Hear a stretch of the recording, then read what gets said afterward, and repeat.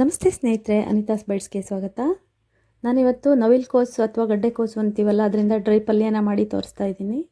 ಇದರಲ್ಲಿ ತುಂಬಾ health benefits ಇರೋಂಥ ಒಂದು ತರಕಾರಿ ಇದು. ಇದನ್ನು ಸಿಪ್ಪೆ ತೆಗೆದು ತುರಿದಿಟ್ಕೊಂಡಿದ್ದೀನಿ. ಹಾಗೆ ಅದಕ್ಕೆ ಈರುಳ್ಳಿ, ಹಸಿಮೆಣಸಿನ್ಕಾಯಿ ಹಾಗೆ ತೆಂಗಿನಕಾಯಿ ತುರಿನ ತುರಿದಿಟ್ಕೊಂಡಿದ್ದೀನಿ. ಮಾಡೋ ವಿಧಾನನ ಈಗ ನೋಡೋಣ.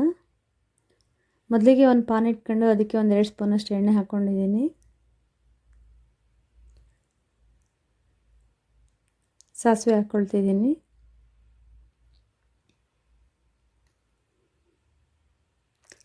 ಸಾಸಿವೆ ಸಿಡಿದಿದೆ. 1-2 ಎಸಳು ಕರಿಬೇವನ್ನ ಹಾಕ್ಕೊಳ್ತಿದ್ದೀನಿ. ಹಾಗೆ ಉದ್ದುದ್ದಕ್ಕೆ ಸೀಳಿಟ್ಕೊಂಡಿರೋಂಥ ಒಂದು 5-6 ಹಸಿಮೆಣಸಿನ್ಕಾಯಿನ ಹಾಕ್ಕೊಂಡಿದ್ದೀನಿ. ಜೊತೆಗೆ ಈರುಳ್ಳಿನೂ ಹಾಕ್ಕೊಂಡು ಒಂದು 5 ನಿಮಿಷ ಚೆನ್ನಾಗಿ ಫ್ರೈ ಮಾಡ್ಕೊಂಡು ಬಿಡ್ತೀನಿ.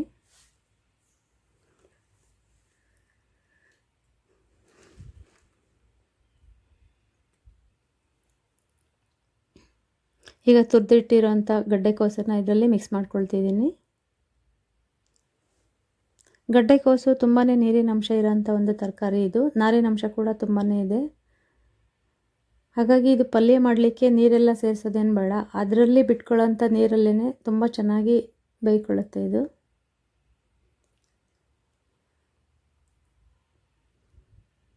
ಗಡ್ಡೆಕೋಸು ಕ್ಯಾನ್ಸರ್ ಕಣಗಳನ್ನ ಕೊಲ್ಲುತ್ತೆ. ಹಾಗೆ ಕೊಲೆಸ್ಟ್ರಾಲ್ನ ಬೇಗ ನಿವಾರಣೆ ಮಾಡಿ ವೆಯ್ಟ್ ಲಾಸಿಗೆ ತುಂಬಾ ಹೆಲ್ಪ್ ಆಗುತ್ತೆ ಈ ತರಕಾರಿ.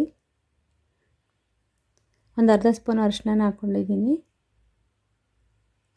ಹಾಗೆ ರುಚಿಗೆ ತಕ್ಕಷ್ಟು ಉಪ್ಪನ್ನು ಸೇರಿಸ್ಕೊಳ್ತಿದ್ದೀನಿ.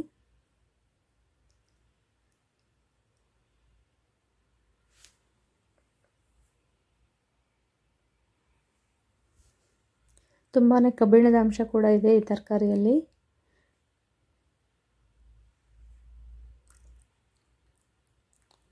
ಶುಗರ್ ಪೇಷಂಟ್ಸಿಗಂತೂ ಡೈಲಿ 2 ಪೀಸ್ ಆದ್ರೂ ಇದನ್ನು ಕೊಡಬೇಕು ಅಂತ ಹೇಳ್ತಾರೆ. ತುಂಬಾ ಆರೋಗ್ಯಕರವಾದಂಥ ಒಂದು ತರಕಾರಿ.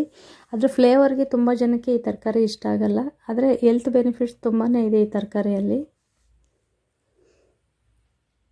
ನೋಡಿ, ತಿರುಗಿಸ್ಬಿಟ್ಟು ಪ್ಲೇಟ್ ಮುಚ್ಚಿದರೆ ಒಂದು 2 ನಿಮಿಷಕ್ಕೊಂದು ಸರಿ ಕೈ ಆಡಿಸ್ಕೊಳ್ಬೇಕು. ಅದೇ ಹಬೆಯಲ್ಲೇ ಚೆನ್ನಾಗಿ ಬೇಯ್ಕೊಳ್ಳುತ್ತೆ, ಅದೇ ನೀರು ಬಿಟ್ಕೊಳ್ಳುತ್ತೆ. ಪಲ್ಯ ಅಂತಲ್ಲ, ಸಾಂಬಾರು ಅಥವಾ ಸಲಾಡ್ ಮಾಡಿ ತಿನ್ಬೋದು, ಅಥವಾ ಸ್ಲೈಸ್ ಮಾಡ್ಕೊಂಡು ಕೂಡ ತಿನ್ಬೋದು. ಇದನ್ನು ಉಪ್ಪು ಮೆಣಸು ಪುಡಿನ ಸೇರಿಸ್ಕೊಂಡು ತುಂಬಾ ಚೆನ್ನಾಗಿರುತ್ತೆ. ಜೊತೆಗೆ ಆರೋಗ್ಯಕ್ಕೆ ತುಂಬಾ ಒಳ್ಳೆಯ ತರಕಾರಿ ಇದು.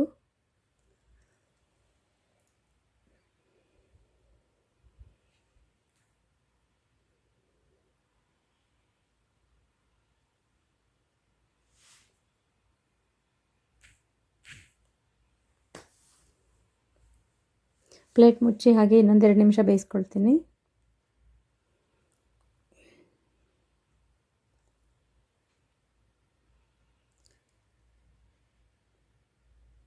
ಒಂದು 2 ನಿಮಿಷಕ್ಕೆ ಒಂದು ಸರಿ ತಿರುಗಿಸ್ಕೊಂಡ್ರೆ ಆಯಿತು. ಒಂದು 4-5 ನಿಮಿಷಕ್ಕೆಲ್ಲ ಬೆಂದ್ಬಿಡುತ್ತೆ ಇದು.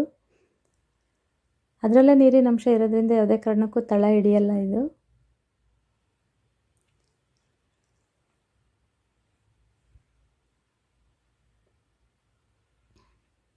ಸ್ವಲ್ಪ ನೀರಿನ ಅಂಶ ಜಾಸ್ತಿ ಇರೋದ್ರಿಂದ ಸಪ್ಪೆ ಸಪ್ಪೆ ಅನ್ನಿಸ್ಬಾರ್ದು. ಅದಕ್ಕೋಸ್ಕರ 1 ಸ್ಪೂನಷ್ಟು ಅಚ್ಕಾರದ ಪುಡಿನ ಹಾಕ್ಕೊಳ್ತಿದ್ದೀನಿ.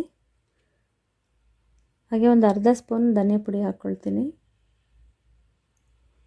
ಇದು ಚಪಾತಿ ರೊಟ್ಟಿ ಜೊತೆಗೆಲ್ಲ ಒಳ್ಳೆ ಕಾಂಬಿನೇಷನ್ ಆಗೂ ಚೆನ್ನಾಗಿರುತ್ತೆ. ಅನ್ನದ ಜೊತೆ ಕೂಡ ಸೈಡ್ ಡಿಶ್ ಆಗಿ ಮಾಡ್ಕೊಳ್ಬೋದು.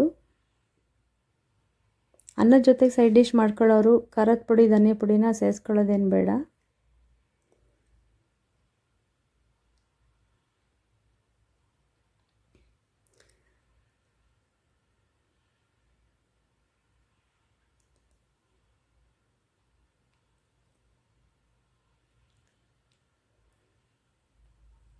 ನೋಡಿ, ಪಲ್ಯ ಚೆನ್ನಾಗಿ ಬೆಂದಿದೆ.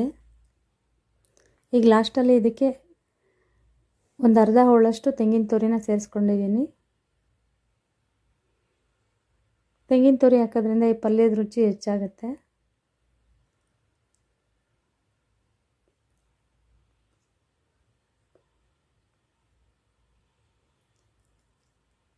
ಈಗ ಲಾಸ್ಟಲ್ಲಿ ಕೊತ್ತಂಬರಿ ಸೊಪ್ಪನ್ನು ಸೇರಿಸ್ಕೊಂಡು ಬಿಡ್ತೀನಿ.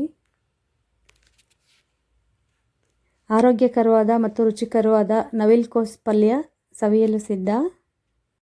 ಈ ವಿಡಿಯೋ ನಿಮ್ಗೆ ಇಷ್ಟ ಆಗಿದ್ರೆ ಲೈಕ್ ಮಾಡಿ, ಹಾಗೆ ನನ್ನ ಚಾನಲ್ನ ಸಬ್ಸ್ಕ್ರೈಬ್ ಮಾಡ್ಕೊಳ್ಳಿ ಸ್ನೇಹಿತರೆ. ಧನ್ಯವಾದಗಳು.